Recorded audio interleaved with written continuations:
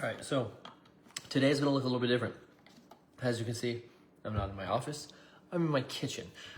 Today, I want to talk about all sorts of things, quitting drinking alcohol. The reason we're in my kitchen instead of in my office is because it is my daughter's birthday party tomorrow, and we need cupcakes, so I'm on cupcake duty. So I'm gonna take you with me along for the ride as I make cupcakes and we talk about quitting drinking alcohol. That's the plan for this Friday evening. So to get into this, if you have never ever interacted with me before, my name is Dylan Reed. I am a certified professional recovery coach. Been sober for almost 6 years at this point. I've helped hundreds and hundreds of people at this point to get sober as well, change their lives, and experience all the blessings that are on the other side of alcohol. So today is just that. It's an Ask Me Anything. So feel free to drop anything in the comments, questions that you have about, how do you quit? What is it like to quit? What's it like after? All that sorts of stuff, right? And then as we're waiting for comments and stuff to come in, I'm gonna go ahead and just talk about some of the things that I did along the way to quit drinking, how my experience was, what my experience was like, right? Because that's the best thing I can do to help anybody is share the knowledge and the experience that I have now that I'm on the other side of the worst experience of my life. Jessica, nice to see you on here tonight. Yeah, I like cupcakes too. I also like that cupcakes are portable and much easier to deal with when you have a bunch of little 8-year-olds at a birthday party. So that's what that looks like. So yeah, today I'm gonna take you along as I do some cupcakes and we're gonna talk about getting sober. So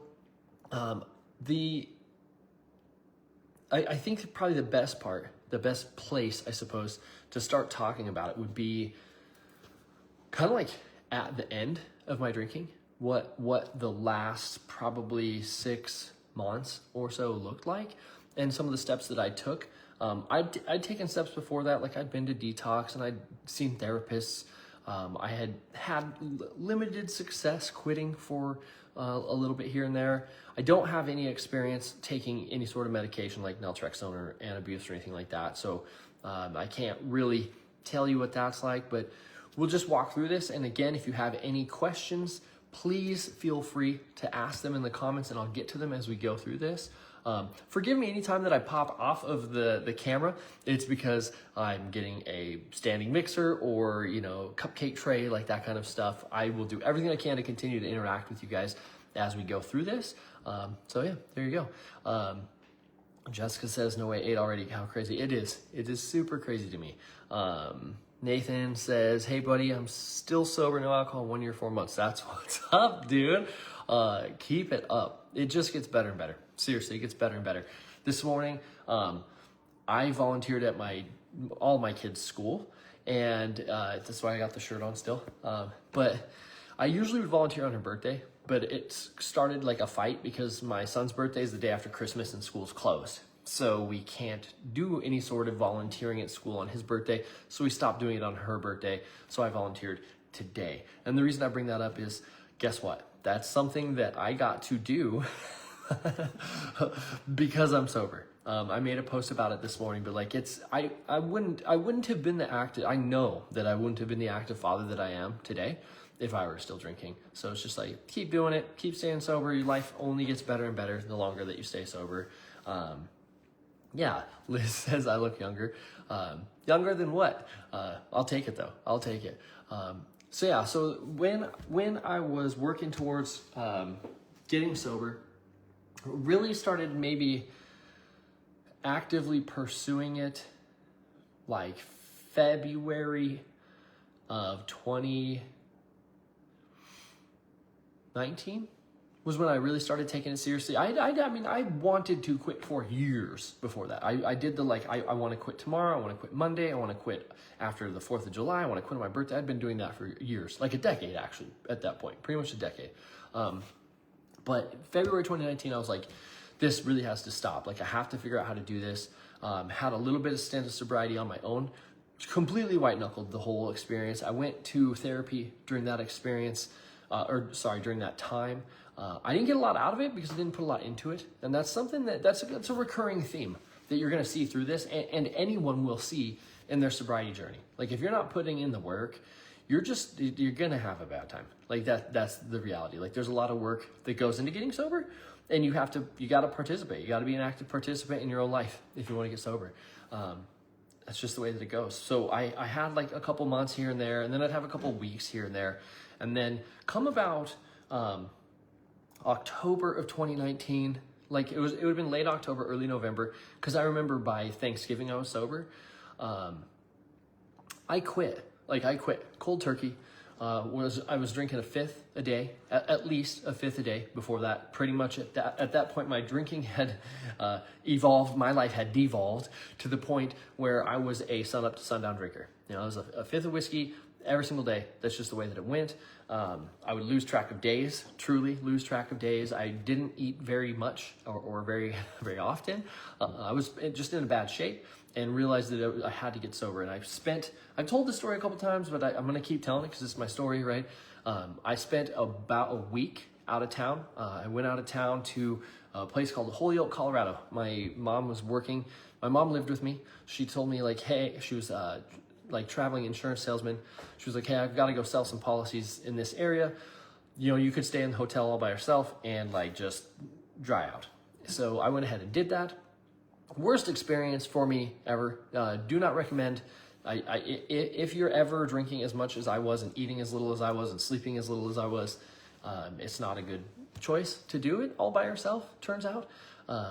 So I quit. I got sober. I was sober for about a week. I got home from Colorado and my skin is like yellow, like Simpsons, like the Simpsons characters, and eyes were yellow, the whole thing. So it's just completely jaundiced at that point.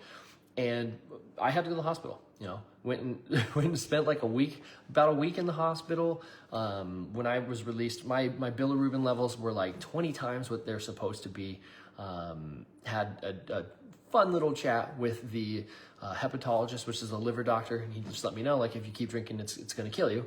Like, that's just the way that it is. I knew that. I mean, when I went in during check-in, I let them know, like, they're like, so are you still drinking? I'm like, no, I've been sober for like a week. I quit smoking cigarettes. I just quit everything bad at the same time. And, you know, they didn't believe me a lot, it turns out, because a lot of people come in there with that same story when they're looking like I did, and it's not the truth. And I stuck to it, or did for a while, right? So from that point, like I said, I think it was, I guess it probably would have been early November, early to mid-November, because I do remember Halloween, trick-or-treaters coming to my house and like putting a thing up on the door that was like, don't mess with me, just take candy and go. So I get sober about mid-November to deal with all the health issues, right? Like, cause like I said, my bilirubin levels were like 20 times the normal tolerance, safe limit, I guess. I don't know what you would call it. But I started eating super cleanly. None of this is medical advice, by the way, okay? Like, I'm not advising that people quit cold turkey through this process. Like, I definitely won't as the story continues. And I'm not saying that if you are jaundiced, that if you do what I did, that it will fix your issues. Like, that's not something I'm doing.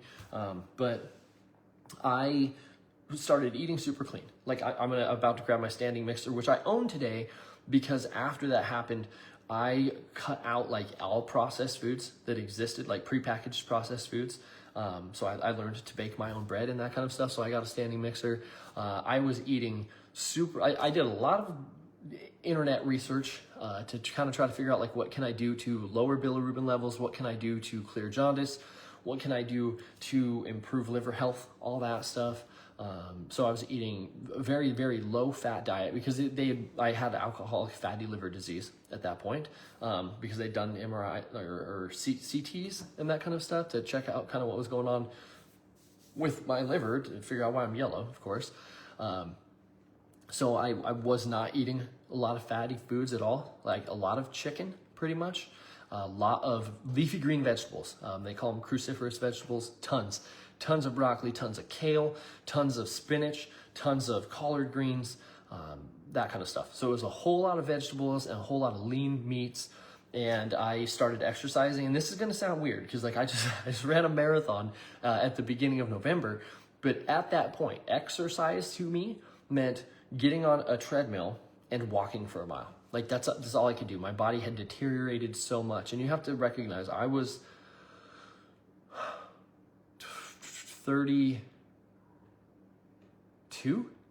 32 years old at that point. So like I'm 32 years old and I'm at a point I can barely walk a mile. Like truthfully, that's how bad out of shape I had gotten in. So I would like make myself walk like a mile.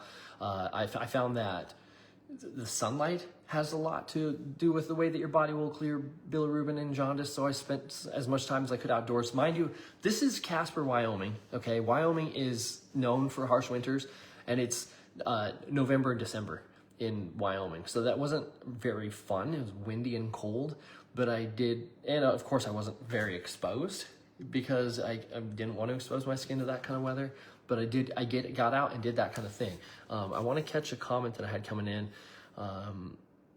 Haley says, I've majorly been diving into sobriety recently, and this is the first time you've ever popped up on my page, but it's live and I'm trying to be sober tonight until my anti-abuse is called into my pharmacy on Monday. I find that high protein foods helped me stay fuller longer because when I'm super hungry is when I get the biggest cravings. That's actually a really, really important thing to recognize. We use the acronym HALT: hungry, angry, lonely, or tired. So if you are experiencing cravings, check in with yourself and recognize, like, are any of those four things going on?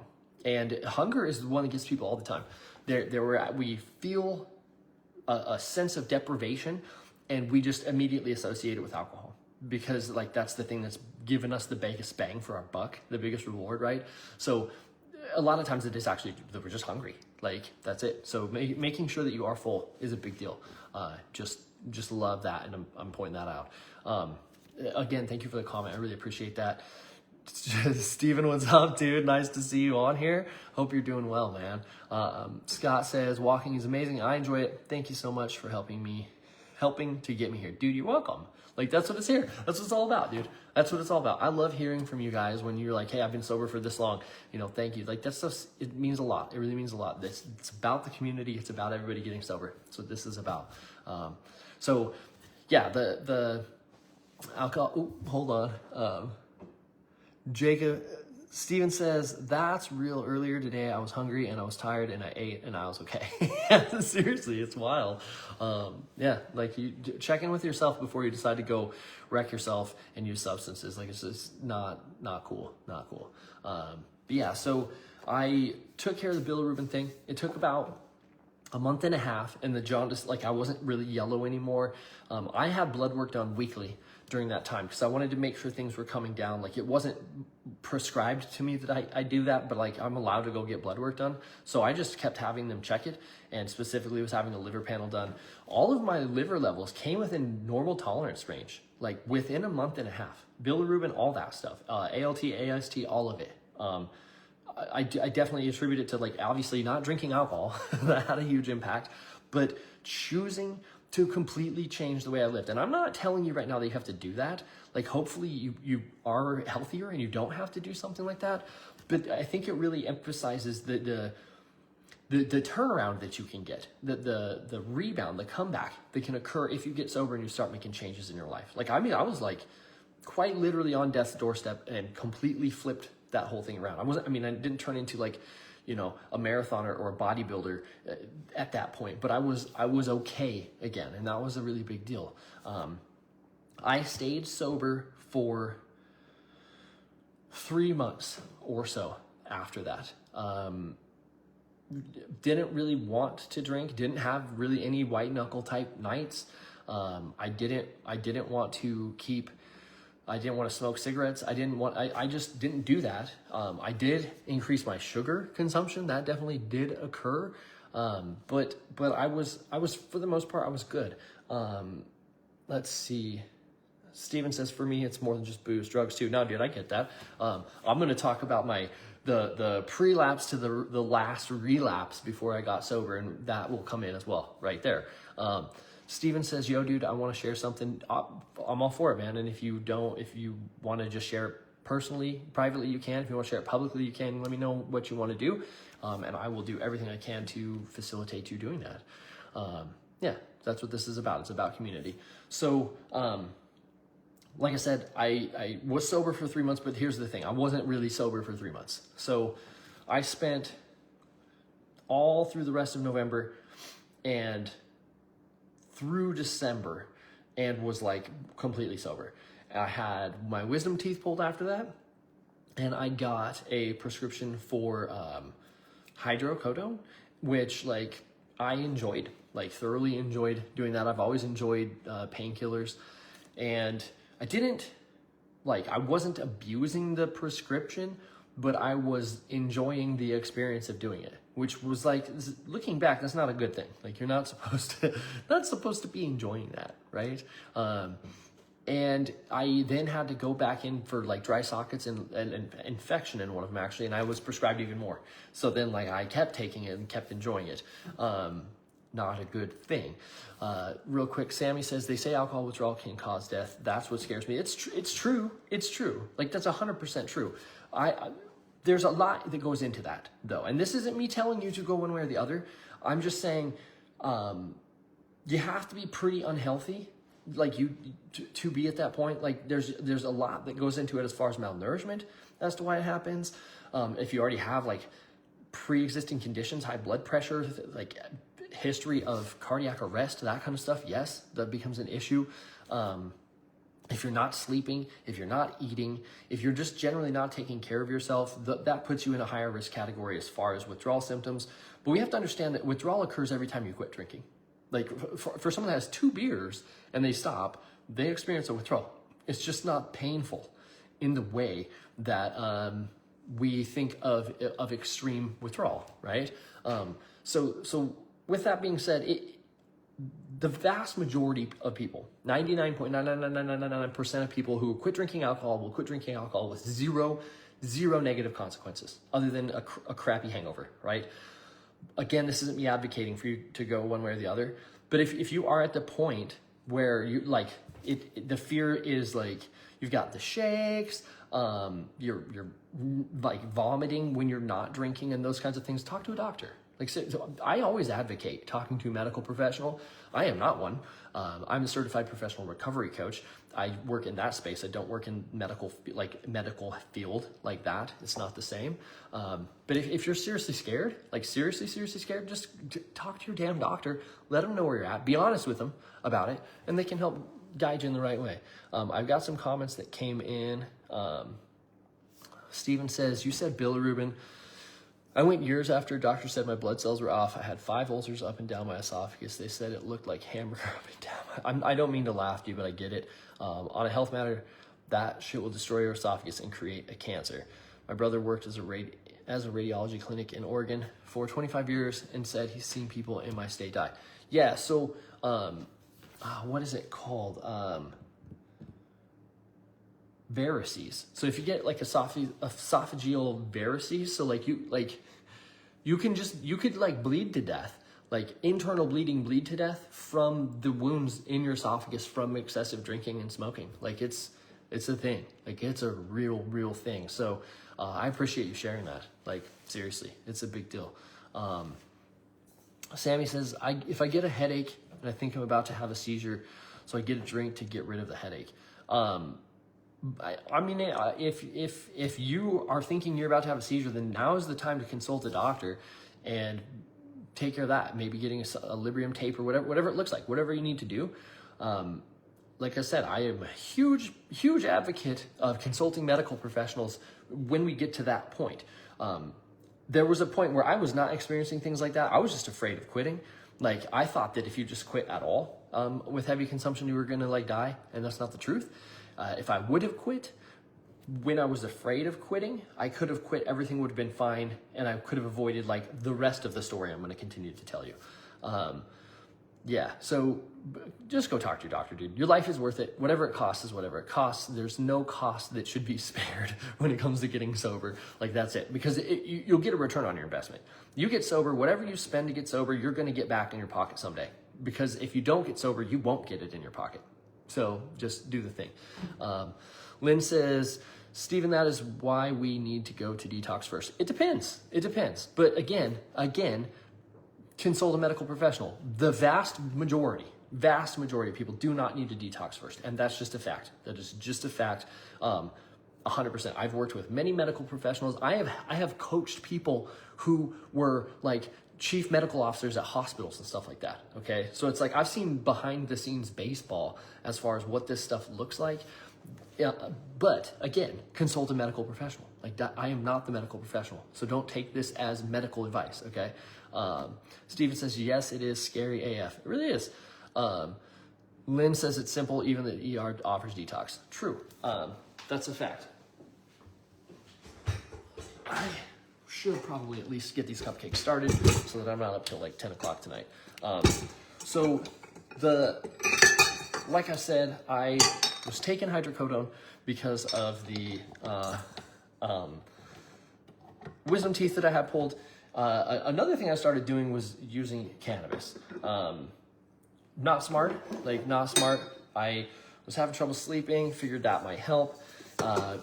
So polysubstance use disorder comes in at that point. I'm experiencing like cross addiction and really kind of just trading one for the other, not realizing that that's what I'm doing. I'm not really doing any of the work that I needed to be doing to have any sort of like program of recovery. Like I said, I'm just not drinking, but doing other stuff instead. And I make it till at some point in February, and I apologize, like the timeline seriously gets skewed for me. I am not sure like the exact date I started drinking again or the date that I stopped drinking again. I just know of some events that occurred during that period. There was a time where I tried to like make sense of it by looking at a bank statement, but I no longer have a bank statement, and I didn't do a very good job of piecing the puzzle together at that point. But I ended up relapsing.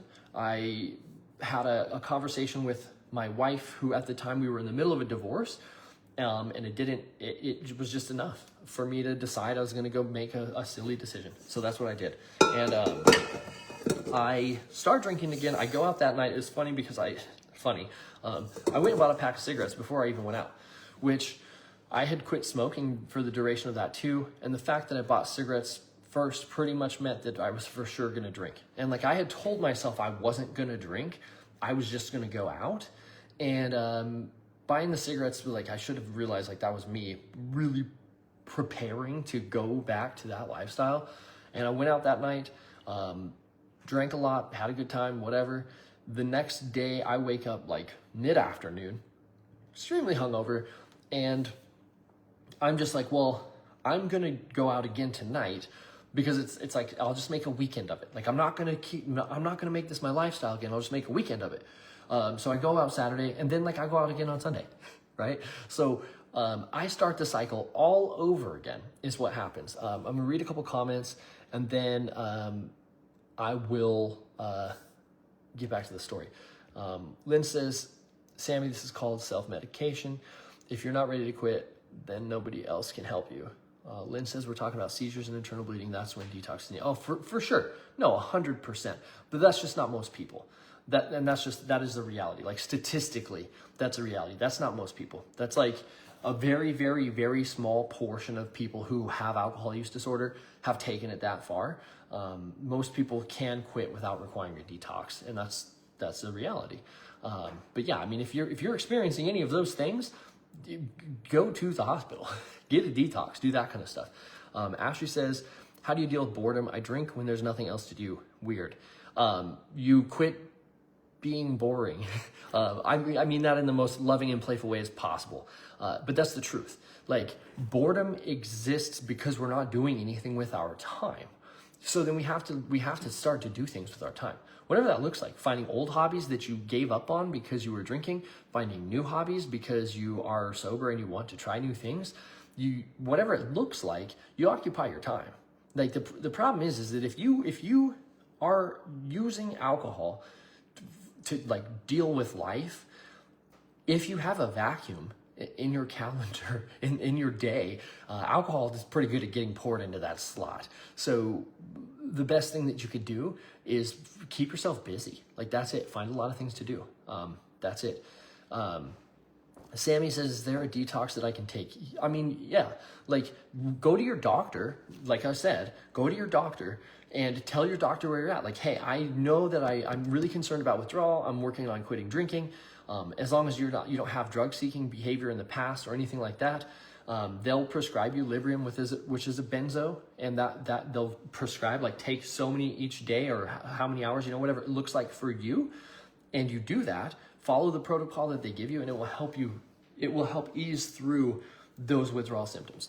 If it's super hardcore, like you're really in an unhealthy way, and your doctor's gonna be able to help you figure that out if you're honest with them, you may need to go in and have a detox done so that you can be medically monitored.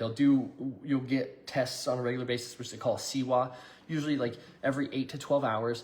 They're gonna check to see what kind of tremors you have going on. They're gonna monitor pulse, blood pressure, all that kind of stuff, to let them know, like if, hopefully they can keep you in the safe neck of the woods.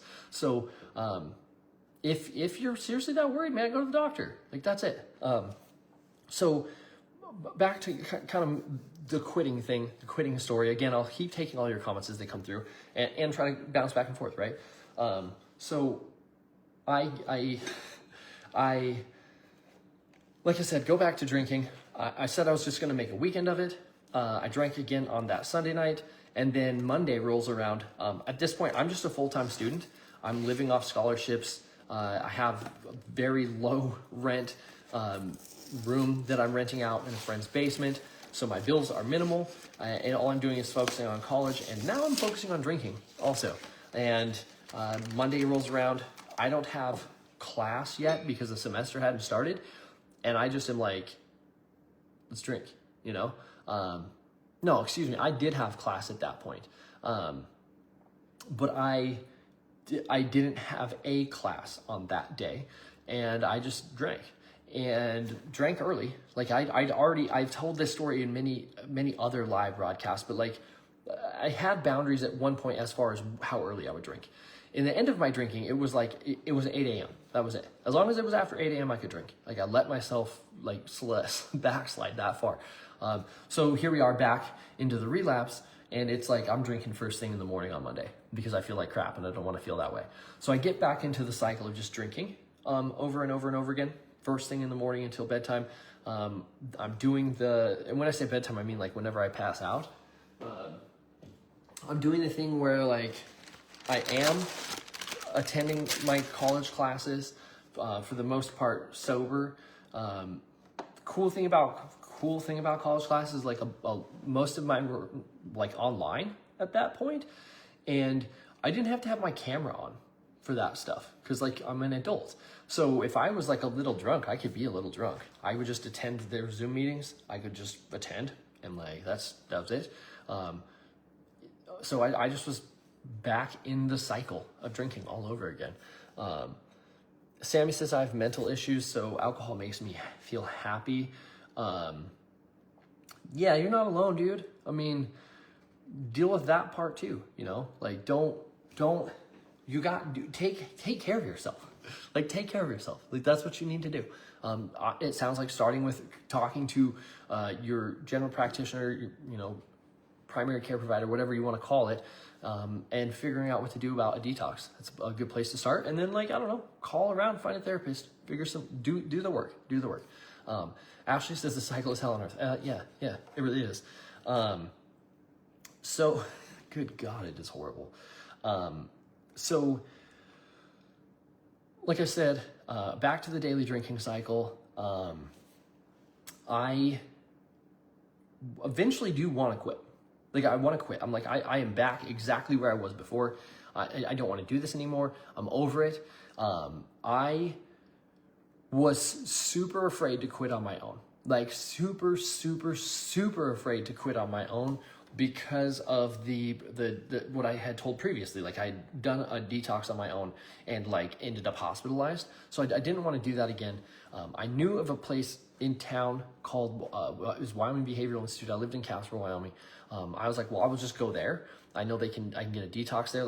So I went there. I called my dad. I'm like, hey, please pick me up, take me to this place. I need to get help. Like it's like, I don't know, it was probably like 4 o'clock in the afternoon, something like that. And I was like, I just can't keep doing this. So my dad takes me. Terry, thank you very much for the stars. I really appreciate that immensely. It means a lot. It means a lot. Helps me continue to do what I'm doing right here, right? So I go with my Dad, go check myself into this place. And it's horrible. It was a horrible experience. It is a behavioral institute. It is not meant for people, like they did facilitate a detox, but it's not meant for that. As soon as I got in there, I wanted to leave. And then what they did was they did a mental health hold of 5150 on me. So I couldn't leave because I said I wanted to leave, and they're like, oh, that means you don't have your best interest at heart. Like, you're staying. So I had to stay there for 72 hours. During the time that I was there, this hand of God, just freaking truth. While I'm there, they mix me up with another person. Okay, they mix me up with another human being who is in this facility. Okay, they think that I am someone who just came in. So on the day I'm supposed to get discharged, I'm like, hey, like, what's going on? I want to leave. Like, why aren't we like doing the stuff so that I can leave? Because rewind like 8 years or so, I had been in there previously for a detox. So I knew the gig. So it was like, I don't understand why I'm not leaving. Like, I don't understand why this like health institute's not letting me leave. I'm allowed to leave. Like, I came here on my own. The cops didn't take me in, nothing like that. Like, why can't I leave? I finally get to talk to a doctor about it, and they start going through my intake questions, like the same questions that I had every time I'd been there before that. So I'm like, I already answered all this. And the person's like, no, you haven't. I was like, yes, I have. And she goes, no, you just got here last night. And like, at this point, I'm like, I'm starting to question my own sanity. Like, I'm like, what? Like, what do you mean? No, I have been here for 3 days now. I'm supposed to leave tonight. I have answered this. Like, what are you talking about? She then asked me what my birth date is. I tell her what my birth date is, and she just turns pale ghost white. Like, oh my God, what is going on? Then realizes that, yes, they have in fact confused me with another patient who, yes, did just get there the night before, was there for trying to end his story, not me. And goes, oh God, yeah, you are supposed to be discharged today. But the problem is that place only discharges during certain hours, which had already passed. So like, I got to spend an extra night there. It wasn't a good experience. I got to say, I also wasn't very open to the experience because of how it went from me being there on my own, being like, I don't think this is the place I need to be, and then them saying, no, you're staying anyways. I just wasn't receptive to the experience at that point.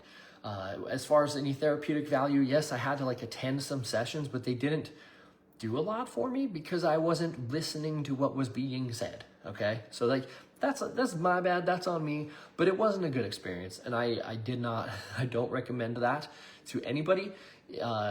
Find something that's much more about addiction, not just mental health in general. That would be a recommendation I would have from my own experience.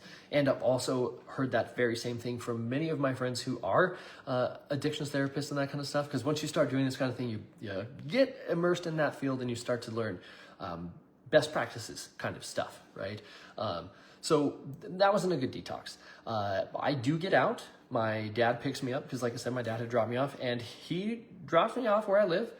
He gets around the corner. As soon as I see him get around the corner, I get in my vehicle and I go to the liquor store. Like I have purchased alcohol like 15 minutes after I get home from detox, because like I just didn't get what I needed. Yeah, I detoxed, but I was not at that place. I was not at the place yet. I spend some more time drinking. Not ideal, but like that's what happened. Jessica, yeah, cupcakes. I'm working on it, okay? So, thanks, Jessica. I appreciate that. I keep looking at these instructions. I'm like, oh shoot, I need to be making cupcakes, and I'm not doing it. But maybe I should multitask. But I did that detox, and then like I said, I immediately wasn't detoxing and went back to drinking, and drank for like I said, the timeline's super blurry for me. I drank for a time after that, and then one night I wanted to quit again. So I'd have these moments of clarity where I want to do something about it, and I want to quit again. So I go to the hospital because I'm like, I need a detox. I need a detox. I go to the hospital, and they hit me with an IV, I'm like dehydrated. Again, thanks, Jessica. I really appreciate that for you reminding me I'm back on it. But I recognize like I just don't feel well. I just don't feel well from the drinking. I go there, they get me the IV, get me hydrated again. I start feeling better.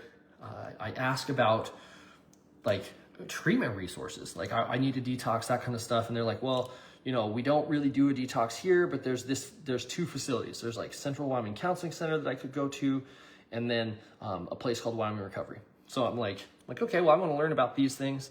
I get some information about it. After talking to him, I'm like, okay, well, at that point, because I had, like I said, I was like living off scholarships. I was a really good student, even with the drinking. I've always been a really good student. So I was living off scholarships. I had just received the money for my scholarship for that semester. So I'm like sitting on quite a bit of cash, and I'm like, I can go to rehab. Like I can afford to go to this inpatient treatment place. I need a detox. I need a better experience for a detox than what I just had where I went. Let's do this thing. So they call over to this place, and the place goes, no, we're not going to take this guy. The reason they didn't want to take me is I was like really drunk. I was really, really drunk already at that point. This was probably like 9 or 10 o'clock at night. So they're like, we won't take you tonight. We might take you in the morning, right? Like we've got a bed, we can get you in the morning. I will go right back to that after I read this comment. Lynn said addiction is a behavioral issue. 72 hours was your detox time to be washed. You just weren't on board, but also it was a piece of your recovery that was needed. Just saying. No, I mean, 100%. Like this is all a part of my story, right? It's a piece of the tapestry that was the road that got me to where I am today, right? So like I said, I was trying to go to this treatment facility. They won't take me. They said they'd take me in the morning, but I had to stay sober. I go home, and I still have alcohol at home. So I drank it. So like I couldn't go to the place in the morning like they had said that I could. My bad. Live and learn, I guess. I then spend some more time drinking, not really thinking much about getting sober. Kind of put the idea of going to that treatment facility, like back burner that thing. And I'm like, I'm just going to drink. They couldn't take me, whatever. Have a few more moments of lucidity, you know, at night and stuff, but realize like I have to be sober to and able to go to that treatment place. I finally like get connected with someone, and they're like, they said they would take me to Central Wyoming Counseling Center. They picked me up. It's some morning. Like it was a day, just a day. I didn't pick a date or anything. I was like, just tomorrow. So they picked me up. They say they know some people there. We're on the way there, and like she stops at a coffee shop. While she's there, I'm on the phone with this place. When I call, they're like, well, we don't have any beds available. I'm like, okay, cool. Well, then just turn around. I just tell her, like, just turn around. Like, there's no need to take me. Like, they can't take me in. So we go back to the place that I'm staying at. I sit there for a little while, and I'm just like, whatever. Like, I don't care, basically. I get an Uber and I'm in Wyoming, okay? It had snowed like 12 inches overnight. I'm driving like a Chevy Malibu that is not going to get me to the liquor store in the snow. So I get an Uber. Uber comes and picks me up, some dude in a truck. He takes me to the liquor store. I'm like, hey, and I was pretty new to the Uber stuff at that point. So I was like, hey, like, can I like just add a stop? Can you like take me home after this? He just shows me how to do it. So he was like, so like, what do you want me to do? I was like, I just want to go in the liquor store. I just want to buy booze, and then like you just take me back home. So that's what he does. I buy a fifth of the whiskey I was drinking at the time. I go back to where I'm staying, and I drink the fifth of whiskey in like an hour or so, like very rapidly. During that time, I'm researching treatment facilities because I'm like, this is it. I'm done. I call that place that wouldn't take me that one time. I call them and I'm like, hey, I want to come in today. I've been drinking. Like, is that okay? Like, yeah, it's fine. I call my dad. I'm like, Dad, I need a ride. My dad goes, I'm not taking you to the liquor store. That was his response. I was like, I don't want you to take me to the liquor store. I want you to take me to treatment. Like, I need help. Can you do that? He goes, I think that's a good idea. So we're off. Give me a second. I need to grab a measuring cup because I do have to make these cupcakes. It's a real thing. I should probably preheat the oven too. So my dad takes me to this treatment facility. We are doing all the paperwork and stuff. I just doing the thing, talking to the people that are doing the intake, and we get through all the paperwork. They're ready to take me back, and I then have to like interact with a nurse, and she like gives me a breathalyzer. Realizes that I'm really drunk, and for a second is like, I don't know if we can take you in. And I'm like, oh my God, this is a repeat of what it was. But they decided that even though like I had blown really high on the breathalyzer, they had been interacting with me for like an hour and a half at this point to get through all of the intake. And she's like, like, even though you're really drunk, like you're very lucid for how drunk you are, we're going to take you. We're going to keep you. Okay. So I checked myself in. I checked myself in for treatment because I wanted to detox, and I knew that I wouldn't get what I needed from going to WBI again.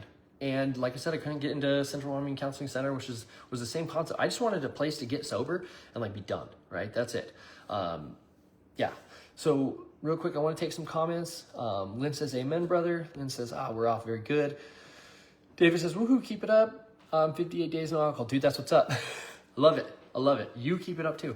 That's what I'm all about it, man. All about it.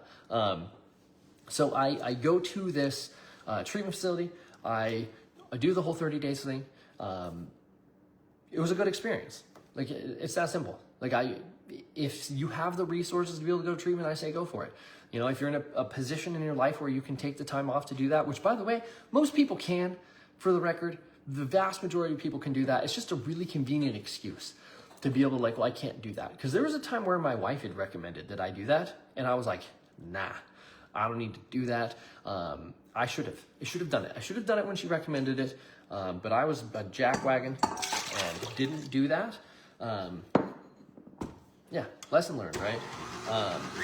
I don't know if you guys can, I hope you can hear me over the blender, because I'm going to have to run not blender, but the standing mixer. So I'm going to have to run it for a minute because I am making these cupcakes.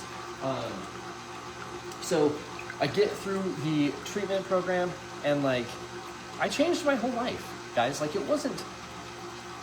I spent the first year or so after getting sober thinking that it was like going to treatment that did it. And I'm not saying don't go to treatment. This isn't me like saying like, you don't need treatment. Like, that's not it at all. But what I realized is like, dude, treatment stops after 30 days or 60 days or 90 days. Like, whatever your length of stay is, like, it's done. Like, it's done. The question is, are you going to keep doing the stuff that you might have learned? Are you going to come up with a way of living that works better when you're done with that stuff, right? Some do and some don't. So like, that's why treatment doesn't always work. But it's not because the program is missing something. It's because the person doesn't do the work. And I it's not a popular opinion. I'm not trying to like blame them, but like, we have to do the work. So like, it's impossible to not put some of the onus of sobriety on the person trying to quit. Okay. And this is coming from somebody who like failed over and over and over again. At some point, we have to be accountable to ourselves, be responsible for our choices, and maybe be accountable to some other things and other people too, whatever that looks like. But you have to do the work to get sober. You can't just, the mistake I see people make, and this is why I think it's important to tell this part of my story, is people will be like, I will go to treatment and then like fixed. No, like, no, that's not it. Of the people, like the graduating class of the treatment program that I went to, there are like 4 of us that are still sober. Yeah, like it isn't, you don't just go in and like they correct things and you come out and you're like, oh, I'm just better now. Like it doesn't work that way. So that's part of like what tonight is about, is like talking about all the things that changed in order for me to like continue to stay sober. Like, you know, do go to some meetings. If it's necessary for you, do go to some meetings. If you have no one in your life that can support you, that can support you in the way that you need to stay sober, going to AA meetings is not the worst thing in the world. I don't do that stuff anymore at all. I got to a point where it was like, diminishing returns, I guess, would be the best way to describe it. And didn't want to be, just the old timer that's like there for the newcomer. I know somebody needs to do that, and that's great. And I have immense respect to somebody who does that. It just wasn't me. Like I wanted more from my sobriety than to attend a lot of meetings. And that's just facts. That's the truth. I'm not gonna sugarcoat it. Like that's it. I went to a meeting one day, I looked around, and I was like, I don't want to be any of these guys. Like I want to be sober for sure, but I don't want to do this for the rest of my life. And I don't do that anymore. I will attend AA meetings very, very sparingly, when someone asks me to. Like if somebody I care about is like, hey, would you go to an AA meeting with me? I will go. But you're not going to catch me like, even like, I just went through a divorce, okay? Filed in January, separation occurred in the beginning of May, finalized at the beginning of November. So like I've spent all of 2025 going through a divorce. I wasn't going to AA meetings. Like I had days where I wanted to drink. I had days that were rough. I had days I was horribly depressed, horribly anxious, all of that stuff, right? And I wasn't going to meetings. And that's not me saying don't go to meetings, okay? I'm not picking a fight with AA, okay? I have my thoughts on AA. I'm not saying don't go to AA, because AA has helped many, many people. And that's just a fact. There's a certain type of person that AA is perfect for. And I want that certain type of person to find AA and to get sober. So I'm not going to come on here and say, don't go to AA. I'm just saying I don't go anymore, and I'm still able to stay sober because there are other things in my life that contribute to my recovery program. And that's what matters. Like that's the thing when you get out of treatment that you need to still carry, still need to have. Like, you know, people talk about working your program. Really what they say is like, how the hell are you going to continue to take care of yourself? For me, self-improvement is a huge part of my recovery program. Like I said, I just ran a marathon. I plan to run more. I go lift weights in the gym, participate in my children's lives. I have my own hobbies. I'm a content creator. I'm a certified professional recovery coach. I have multiple businesses that I own. Like I stay freaking busy and do stuff and contribute to the community. I volunteer. I do all that stuff. Those are all things that contribute to it. For some people, AA fills all that void, and it could. Like I'm sure if I could do that thing, but I just don't do that thing. Again, I'm not saying don't do that, but mine looks different. So like, I'm a nerd, dude. Like I am a academic. I have a degree. I am a published scholar. Okay, like I've done research that's been published. I've presented my research at a conference in France. Okay, like I am all about facts and figures and statistics. So as soon as I got sober, that was one of the first things I started looking into. Was like, okay, well, what are the things that, like through longitudinal studies, okay, what are the things that predict long-term recovery? And when they say predict, it doesn't mean like for sure if you do these things will happen. It means that these are largely contributing factors in someone's long-term recovery. So I just find out what those things are and I start incorporating them, okay? That's why I still work out. One of the top indicators of someone's long-term sobriety is a fitness program. And it doesn't mean they have to like, you know, become Arnold or anything like that. It means that on a regular basis, they are exercising, okay? Which I can't speak globally, but in America, that's the thing most people aren't doing. I think all of us know that. So incorporating that was one of the first things that I did and continue to do and would recommend to everyone. I recommend that to every single one of the clients that I work with, that if they're not already exercising on a regular basis, they start to do that. And all that has to look like is an elevated heart rate for 20 minutes a day, 5 days a week. We're not asking somebody to contribute like hours and hours and hours of their life, right? Like this is a minimal investment of time, especially considering that you just, I apologize, the mixer has to run for 2 minutes. We're doing the cupcakes, it's happening, okay? This is a minimal investment of your time because you, I, we, whoever was just investing countless hours into drinking alcohol, okay? If I wasn't drinking, I was thinking about drinking. I was planning drinking. I was cleaning up messes from the night before from my drinking. All of that stuff. Like, it is super time consuming. So I'm saying you have time to exercise, okay? So that was something I incorporated. I think everybody should incorporate. Even if you don't have a substance use issue, you should be exercising. It's just good for you as a human. But it's a huge predictor, okay? The next thing that was in the literature was self-efficacy, okay? That's the belief that you can get sober and can stay sober. The belief in yourself is what that is, okay? This may sound like me talking crap on AA, but it's not. It's me just stating something, okay? I am a published human communication scholar, okay? So my field of study is how humans interact with communicate with one another, and also more importantly, how they communicate internally, and how that internal communication impacts the trajectory of their life, okay? I learned that self-efficacy is such a big deal in recovery, and all I can do is think about all of the education that I'm like, oh my God, like, so you really have to believe in yourself and in your ability to recover, okay? Well, I mean, and that makes sense, right? Like that's right? It seems like there's just, of course, somebody has to do that, right? This is when I start having like real concerns for myself about continuing to go to AA, largely because of this like powerlessness thing that exists. That's not useful to me, okay? It's obviously useful for other people because they're using this program, they're staying sober. That's a fact. I can't take that away. But for me, as a person, it wasn't a valuable tool, and it wore on me. And I start thinking more and more about like, well, what am I telling myself? Like, if self-efficacy is the greatest predictor of someone's long-term recovery, and I'm telling myself that I don't have that power, like, what in the heck is that about? So I start having questions.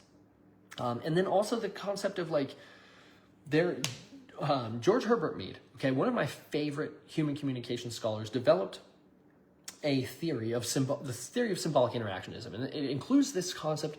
I'm not going to get too far in the weeds, but it's this concept of the looking glass self, which is that like our identity, who we are, okay, is a combination of really what other people think of us through a tint of us in there. But a lot of it is how other people view us and the things that we just keep thinking, okay? Like, I did some really interesting research with a kid who was not doing well in school, in an after-school program that I was participating in. He had people around him who continued to tell him that he was unintelligent, he was dumb, he was stupid, he was all that stuff. I started bringing positive language into his life, and his life improved, okay? Like, truthfully, he became smarter, or at least was willing to be more intelligent because he quit doubting the fact that he was intelligent. So, like, those things are a big deal. You are who you think you are to a very large degree. And there's sociology research into that like, we will not act outside of the realm of what our identity is, okay? So for me, I'm like, I can't continue to call myself an alcoholic because an alcoholic behaves in a certain way. And I'm not an alcoholic. I did used to be that person. I did used to behave that way. I did used to drink like that, but I don't do that anymore. So I can't keep calling myself that. Like, it was in my head, it's like this, like, I don't call myself a kid anymore because I'm not that, you know? I spent like a decade as a server or a bartender. I don't call myself a server or a bartender anymore. Like, it's not a hat that I wear anymore. So I had to let it go. So that was part of the thing that I had to do. And this was all through the research, right? Again, this is not me advocating against you doing this or going to these programs. I'm sharing my experience. And I want to just bring the self-efficacy front line and center for you to understand that the number one greatest predictor, even above fitness, taking care of yourself, the number one greatest predictor of long-term recovery, like, get this in your head, is your belief in yourself and your ability to do so, okay? And even if that means fake it till you make it for a little while, because you might have to sell yourself a story. Jess, thank you for the stars. You may have thought I was like not getting to it. I was going to get to it. I just wanted to get through the rest of that self-efficacy thing because I didn't want to get lost in the weeds of that story. Like, because I could get very lost in that because it's something I'm passionate about, something that's well researched back though. And I've got through the self-efficacy part. So Jess, thank you very much for the stars. Again, appreciate it. It does help me. It helps contribute to me continuing to be a content creator and do this stuff and be able to like make these cupcakes, which I am making. It's only taken me an hour so far. The oven is preheated, so we're gonna get going on these cupcakes finally. But it helps. It does help. Every little bit helps, right? So like I said, fitness was a big part of my recovery, what it took to quit and stay quit. It's not just my experience. I've had some people that come after me about that. Like, don't just tell me it's exercise. And like, I'm not just telling you it's exercise, but I'm telling you that exercise is a huge part of being a human. Like, because that's it to me. Being recovered and living a good life means becoming human again and experiencing humanness. That means experiencing the good and the bad. Like I said, I just went through a divorce. Trust me, that wasn't all, puppy dogs, unicorns, and rainbows over the last year or before that, obviously, or the separation and divorce wouldn't have occurred. Like, it doesn't work that way. We have to become comfortable in our own skin again. Like, we have to be willing to just mature, grow, develop, evolve, whatever you want to call it, and live a new life without substance use being a part of it. Don't think I'm trying to like diminish the reality of that experience because I've lived it. It's a lived experience. But I can say that on the other side of it, we do eventually have to look back and recognize that part of the deal is getting back in the driver's seat and doing something, becoming accountable to ourselves and taking responsibility for the choices that we made previously and the choices that we will make to take us wherever it is that we want to go. I have to turn around and grab some cupcake liners and some cupcake pan, so I'll be right back in a second.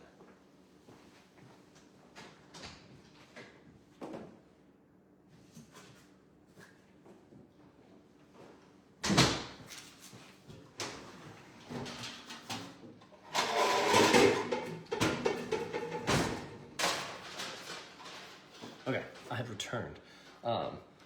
So the fitness thing is important. Another thing that I think is like,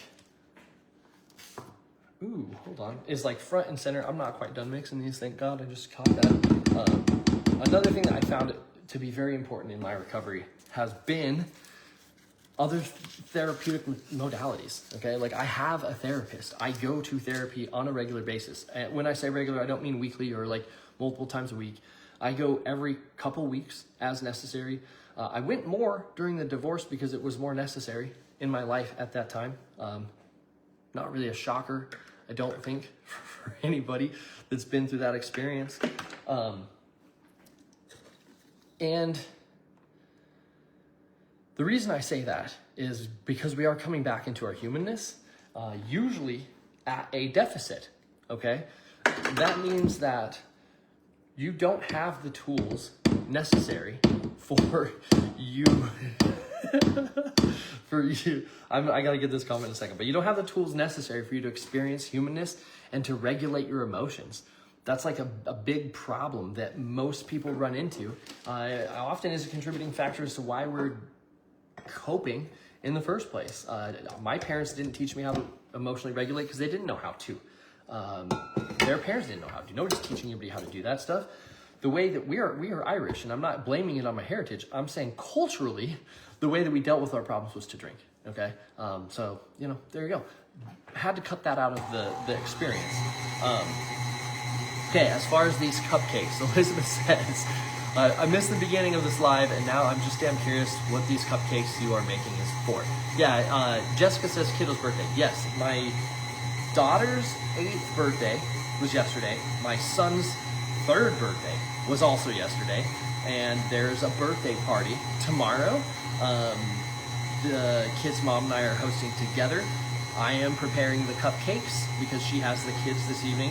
So I'm doing that stuff so that when we all get together tomorrow for this birthday party, there's cupcakes for the kids that will be there. So yeah, that's what that's all about. Now you know. And yes, they are happening. They're happening. I won't ever do this again because I realize that I am not very good at telling my story and also making cupcakes. It turns out it's the thing I'm not very good at multitasking. So there you go. It's been a very slow, long process.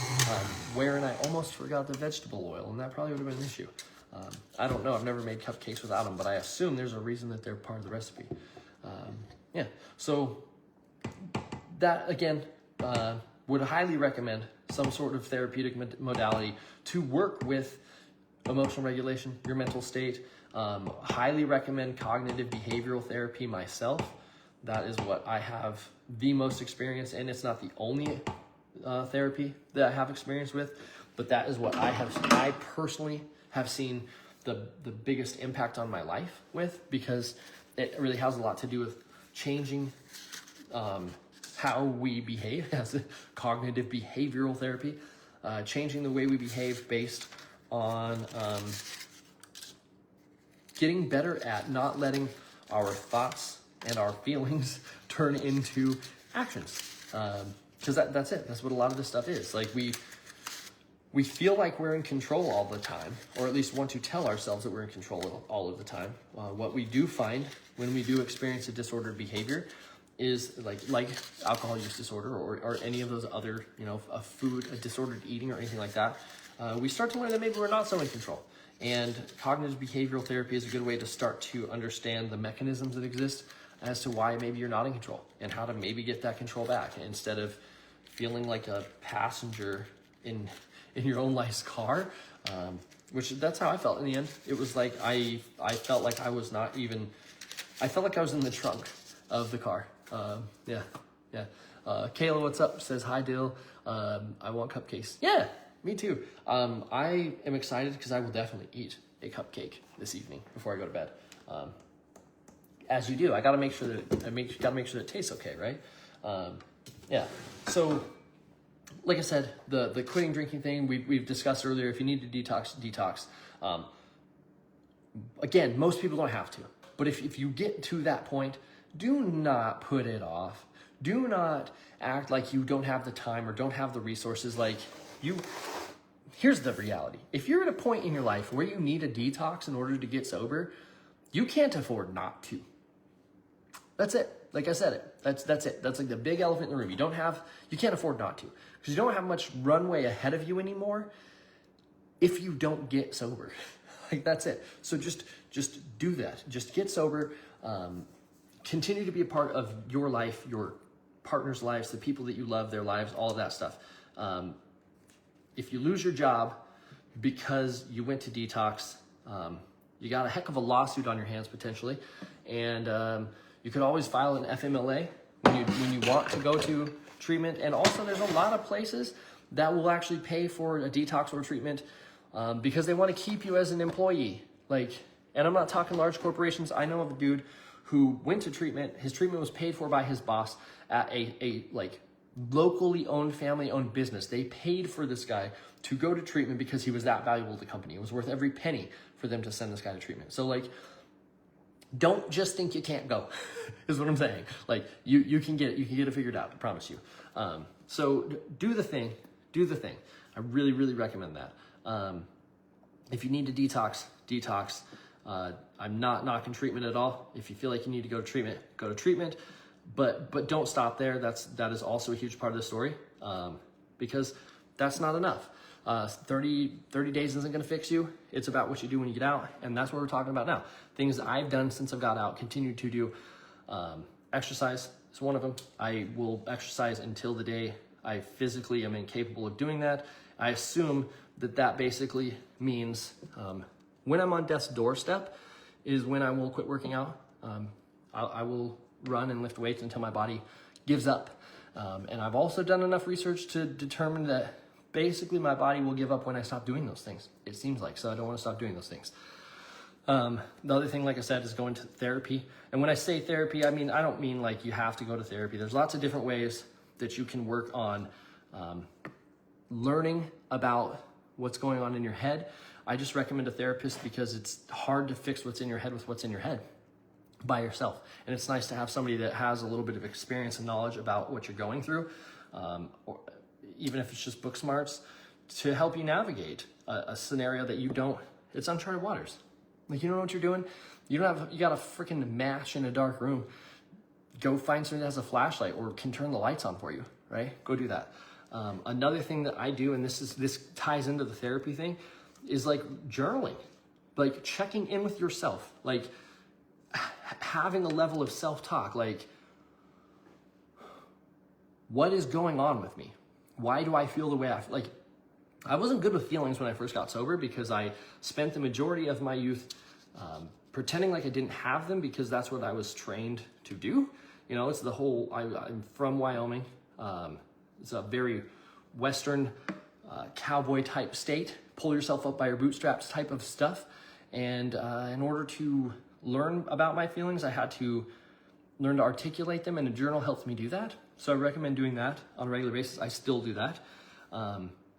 Constant self-improvement, I think, is part of the thing. A lot of my philosophy is stoic in nature, like the ancient stoic philosophers, because it as far as I know, and I'm not meaning to step on anybody's toes as far as belief systems go. I'm not saying anything is right, wrong, left, whatever. As far as I actually know, like empirical evidence, I only have this one life. And when I got sober, I felt like I finally became conscious of my experience. Like I finally started making choices because, yes, I made choices before I got sober, but none of them were intentional. And when I say that, I mean like really tried to be an architect of things. It wasn't like that previously. It was like, I need a job. What job do I get? Oh, the one that will hire me, you know, like things like that. I wasn't really charting a course. Since getting sober, I've started to chart a course. So personal development, self-improvement is a big part of that. Like, okay, well, if I want to, I have a marketing business. If I want to get better at marketing to the point that I can actually have that as a business, then I need to market and I need to learn more about marketing. I need to take marketing courses. I need to do all of these kinds of things. Like that is a huge part of my sobriety. But somebody earlier tonight had asked about only, drinking when they're bored. Well, I don't find myself being bored very often. If anything, I find myself not having enough time to get the things done that I want to get done, to the point that the fun hobbies that I want to take part in, and I'm not saying they're not fun, but I'm saying the more like for fun hobbies, I don't spend as much time doing because I'm spending more time doing other things. And that's just part of life for some of us. I'm not saying that you need to do what I do. Like I run, 30 miles, 40 miles a week. That takes up a considerable portion of my time. I've just decided I'd prioritize that over my other hobbies, which is like, I don't really play a lot of video games with the boys anymore. I'm not knocking video games. It's just I got to a point where it's like, I'm not doing that. I have other things I want to do. Like I want to play my game, my life, right? I don't spend a lot of time painting anymore. I used to do that quite a lot. That's not a part of my current recovery program, right? Like I have a different lifestyle that I'm living. But all of that is to say, what isn't included in my lifestyle anymore is the drinking alcohol thing. By the way, pouring cupcakes out of this mixing bowl and talking to you guys at the same time is hard. Yeah, not the easiest thing I've ever done. Yeah, so I didn't make that much of a mess though, so that's cool. I also highly recommend that you do some things to repair the relationships in your life. This may sound like the amends process of AA to you, but it really isn't, because I don't think, or at least I have not found any utility in going and apologizing to every person in my life who I have ever wronged. There are people in my life who I have wronged, who I will probably never talk to or see again, and I'm not using an ice cream scoop next time. I never thought of that, but that is like the right size. Thank you.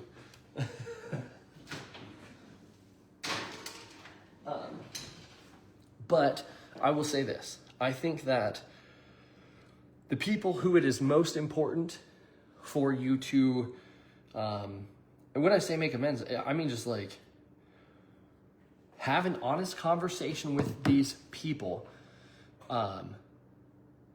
about the shit that's keeping you up at night, about the relationship that you have with them. That's mine. That's my rule. Jessica said, I would absolutely love to sit down with you next time you're in town and just visit. No, I'd love that. I will be back in Casper for sure in May, the beginning of May, like the first weekend in May. I usually have very limited time. I'm not saying, that's not me saying I won't make time for you, but I visit Casper twice a year to go to Riverton for Freemason stuff. There's a very important meeting that I go to in Riverton twice a year.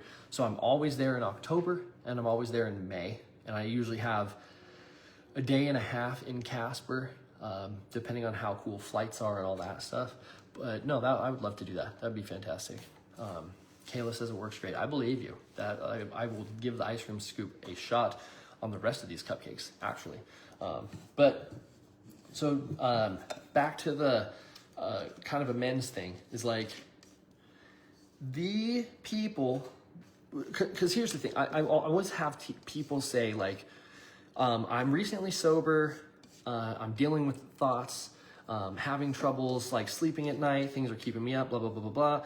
And I'm always like, well then like, what are you gonna do about the things that are keeping you up at night? And most people don't want to take action on it. And when I said earlier that part of getting sober is like becoming accountable and responsible and doing stuff. And this is part of that doing stuff. So if you want to stop having things keep you up at night, if you want to end some of the anxiety, if you want to improve your experience, you have to change your experience. You have to do things about stuff. So like I had an employer who I hadn't worked for the guy for like 3 years. 3 years, 2 years probably at that point. But I couldn't stop thinking about how bad I felt for the way that I left. And I had I had ex-coworkers that I had talked to. I'm like, hey man, I really need to I want to really talk to him about that. And he's like, dude, screw that guy, right? But I was like, I don't care what these people say. Like, I have to do something. I don't know what it is, but I feel like I have to do something. So I went and had a conversation with him. He basically was like, I don't care, like, not like, oh, I don't care about the way you behave, but he was like, I don't like your words don't mean shit to me. Right. But it meant a lot to me to like be willing to go have that honest conversation. Like, man, I know I did you wrong. This guy put so much faith and trust in me, invested so much time and energy and effort into turning me into the person who I was, working within his business. And then one day, like, I just don't show up anymore, pretty much. He's got jobs on the line where I'm not the foreman, but I'm like the head of one of his crews. I'm the guy that has the CDL to drive the crane truck. I have the electrician's license to make sure that we can do all the electrical work. And like, I just stopped coming to work.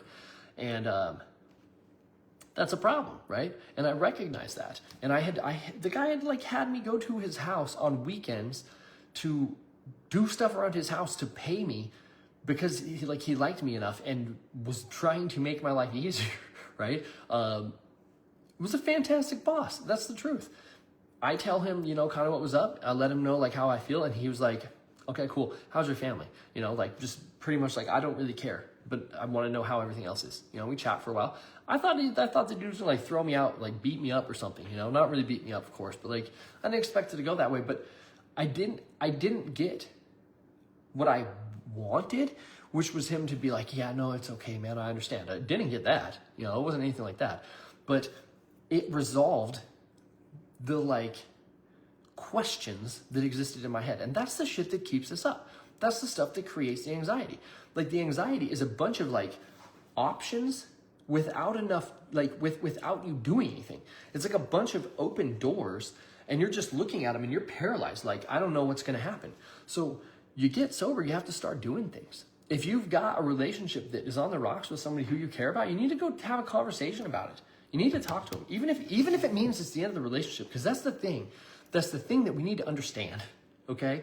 Is that if you're losing sleep about a relationship, if what will eventually happen is that the relationship fails, the sooner that the relationship fails, the less sleep you're gonna lose, okay? Like, then you can get on with your damn life. Like, that is what I mean with my personal choice about how to handle the things that are bugging me in my life. That's how I handle the amends. I'm not going to, like, somebody who I wasn't nice to at a party or something, I'm not going to just call them up and be like, hey, I'm sorry about that. Like, I'm not going to do anything like that. If I saw them on the street, I might make a mention of it. But also at the same time, I've done a couple of those. Like, they weren't really keeping me up, but I was like, I remember this one time I did this thing, I'm going to tell this person. And they're like, what? Like, what? What are you talking about? Or they're like, dude, I don't even care. Like, it doesn't even matter. So the things that you need to do is you need to resolve the things that are causing you distress, whatever that looks like.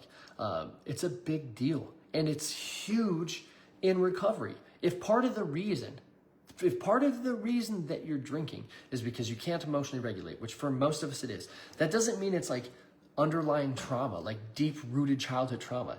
It means that you just don't know how to handle being a human. If part of the thing is you can't handle being human, and the only way you can deal with depression or anxiety is by drinking, which alcohol does help with until it doesn't, okay? If that's how you're handling those things, the best way to handle it is to deal with the thing causing the thing. Like, get to the core of it. Deal with the relationship that's causing you anxiety instead of like not, like take action, change these things. That is a huge part of getting sober, because now you don't have to emotionally regulate around whatever that thing is, because you solved the thing, which is the best way you could emotionally regulate anyways. You go be a little uncomfortable to get a little bit comfortable. It's part of the thing, okay? Jessica says, family and obligations first, I'm not going anywhere. Yeah, I mean, that's it. That's why I don't give a lot of people my time when I do go back home, because like my dad and my stepmom live there, my brother lives there, so I do like to see them when I'm there. It's not really a business trip when I'm visiting, but in a way it's sort of like a business trip. Like, I'm a member of essentially what is a board of directors of an organization, and we meet twice a year where it's important that I show up to take part in the duties that I have in my office. Like, this is the way that it goes, right? But yeah, I still would love to talk to you. It'd be cool. So fitness, some sort of therapy, actually spending the time to resolve the things in our heads that are causing us some sort of anxiety. Like, you gotta stop running away from your life. That's part of getting sober. There ain't no way around that, really. Like, I'm sorry, it doesn't, life gets better when we get sober, but better doesn't always mean easy, for the record. Had lots of really hard conversations since I got sober with people. Lost some friendships, ended a romantic relationship. Like, it's a part of the thing sometimes, but we have to be true and authentic to ourselves. Like, it's important. It's important for us to come correctly, honest, all that stuff. It's just part of the deal. I read a lot. Like I said, self-improvement is a very important part of sobriety. Keeping yourself busy, even if it's keeping yourself busy for the sake of staying busy and staying sober, it's worth it. But I would highly recommend that you find things that are actually valuable to you, that actually are fulfilling. You can find them if you go take the time to find them. They exist, they're out there. There are things that you want to do. There are ways that you can improve your life that feel less like work. It doesn't take discipline, okay? And that's something I want you to understand. And this may sound weird. It may sound weird. It will sound weird at first. I'm saying getting sober doesn't take discipline. And I'm talking about all these things that I do that may sound like discipline to people. But it's like, most days, thoroughly enjoy going for a run. Like, look forward to it even. Like, I have had nights where I have a run in the morning where I'm excited to perform that run. I'm excited to see what my body can do. I'm excited to see how fast I can go. I'm excited to see how far I can go. Like, I have that where I can't sleep, okay? Like, I'm like having trouble sleeping in the same way that you would lose sleep around this time as a kid. Like, the night before Christmas, like, can't sleep. Like, dealing with that kind of thing. On those days, running doesn't require discipline. On days where I wake up and I don't want to run, yes, it does require discipline. Sobriety is the same way. It required an immense amount of discipline in the beginning, because discipline means doing things you don't want to do, okay? When you're doing something that you do want to do, it doesn't take discipline anymore, and that thing just turns into a habit. It isn't hard, it isn't white knuckling, it isn't difficult. If there's no difficulty, if there's no resistance, it doesn't require discipline. It's just a thing you do. And sobriety eventually requires no discipline. Like, I don't have to be disciplined about whether I drink or not, because the whole of my life has become so full and so fulfilling. If I were to drink, I would lose those things. So I don't have to convince myself that I want to continue to stay sober. It doesn't work that way. Eventually, being sober becomes the habit that drinking used to be. So you just get like a different experience, right? For me, things that require discipline is like following up on sales leads for my business, calling people, like that kind of stuff. That stuff takes discipline. I want to put that off. I want to procrastinate it. I don't want to do it because that feels like real work. I don't want to do that. Go to the gym. I would rather go run a bunch of miles than call a bunch of leads and stuff like that. Like that's the truth. That stuff takes discipline. So like all of this is actually a really nice segue into going back to the beginning, in that we've had people that are talking about like, well, I need to detox, I need to do this, I need to do that. You've heard that story. I can't because this, I can't because that. That is you procrastinating the thing you need to do. That is you not doing the thing that you need to do. It's you being willing to do everything. I would spend the amount of energy that I spent not getting sober, it makes the amount of energy it took to get sober just a drop in the bucket, a drop in the ocean in comparison. The excuses I would come up with to continue to drink, the lies that I would tell people to make them not know how bad my drinking was, the lies I told myself in order to continually excuse poor behavior, poor choices, disordered behavior. All of that stuff was just me procrastinating, me putting off getting sober. Me saying, well, I can't go to treatment, I don't like this therapist, this, that, or the other, was me avoiding the real work. So find the thing right now that you can do, the biggest lever, the thing that you don't want to do, and do it. Do that thing and keep doing that thing. Keep pulling on that lever. Get all the levers that you can out of that thing, and it will move you towards sobriety. So if it is, you feel like you need to go to detox and you're trying to come up with every excuse not to go to detox, go to freaking detox and just keep going from there. I don't want to talk to a therapist. I don't want to talk about my feelings. No, then you need to talk about your feelings. Like, do the thing you don't want to do, because that's the thing that'll get you to where you want to go. That's the reality. Because all the other things that you're willing to do are you putting off the thing that you need to do. That's it. That's the secret sauce. That's the secret sauce to continue to stay sober. If you're into the AA thing, if you're into AA, somebody's going to tell you get a sponsor, and you're going to be like, I don't want to get a sponsor. Well, you should probably get a sponsor. You're going to get a sponsor. Sponsor's going to say do the step work. You should probably do the step work. The sponsor's going to say, like, you should go to 90 meetings in 90 days. You say, I don't want to do that. Well, you should probably do that. You should probably do that. If you if you were my client, I'm going to say you need to start working out. And you're like, I don't really want to do that. You probably should do that. You know, if we continue, as we're working together, we realize that maybe you need to start seeing a doctor because you haven't gone to a doctor in 5 years. And I'm like, you really need to see a doctor. You should probably go see a doctor. Like, all of those things that you're not doing are the things that you should do. And those are the things that are going to help you get and continue to stay sober. That's it. That is the thing. That is the thing. The the hardware that we have is wired for like reward and comfortability. But those aren't the things that you need to survive in the world that we live in today. Those are the things that you needed to survive in the savannah or on the prairie or in the mountains millennia ago. It doesn't serve you as well now. It just really doesn't. It's part of the thing. Kayla says self-improvement is a great way to get and stay sober. It says was, but I assume way. So I think it makes sense. I've been on for an hour and a half, guys. We did get one batch of cupcakes started.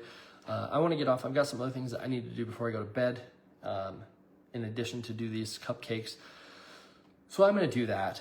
I really appreciate every single one of you that were on here tonight. I hope that you were able to pull some sort of value from it. Share it with whoever needs it, or it's for you, or whatever it is. I just hope that this was meaningful in some way, shape, or form. Again, I'll be back on tomorrow night, same time, 7 Central. We won't be making cupcakes because I'm not turning this into a cooking show, okay?